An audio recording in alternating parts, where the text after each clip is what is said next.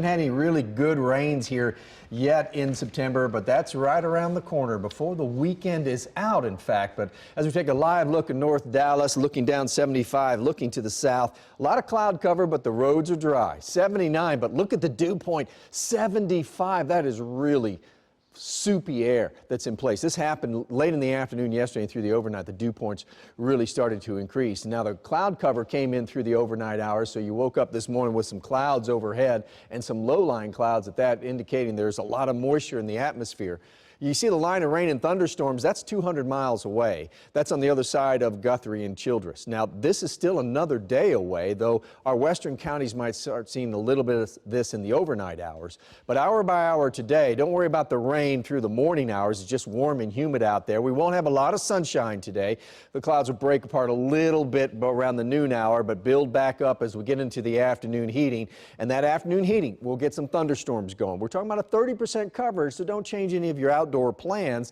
Here's how you can help plan your weekend ahead with these rain chances. Now, the 30% chance today, that 40% chance, most of this rain and thunderstorm activity is going to be well out to the west of the Metroplex, but tomorrow looks like a very wet day. We're talking about a 70% chance of rain and thunderstorms and a 60% chance Sunday night with a 50% chance on Monday. And then we get into Monday night, it finally starts tapering away before we dry out on Tuesday. So this is a pretty good rain event ahead of us. We've got the clouds in place right now. Future Sky Forecast shows this pop-up shower activity by 1 o'clock starting up in this southern flow. So this warm, humid air will produce some rain and thunderstorms. And as we get into the afternoon heating, some of these thunderstorms could produce some heavy rain at times and some gusty winds. But we'll continue to see most of this activity in our western counties. All this will die out around the metro in the evening hours, but this is the thunderstorms that I was showing you that were out in the panhandle. This is how close they'll get by the time we get close to the end of the day into the evening hours, really close to midnight.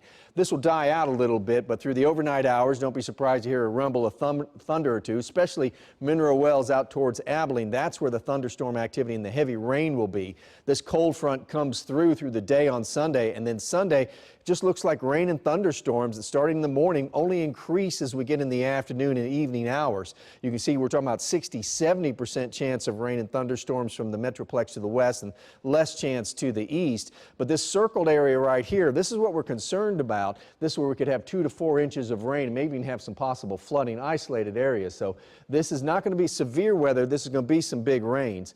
Look what the rains do. That cold front that comes through tomorrow, yeah, we'll be in the 90s today, 80s tomorrow, but look at the 70s in store for us and then the 80s. See, this big trough that gives us the stormy weather pulls out to the Great Lakes and a low goes into the southwest, but high pressure and low, that brings in these fall temperatures, and that's why we're talking about 70s for high Monday and Tuesday, and look what lingers around. Fall temperatures. Typical high this time of year, mid-80s, and that's about where we'll be next work week.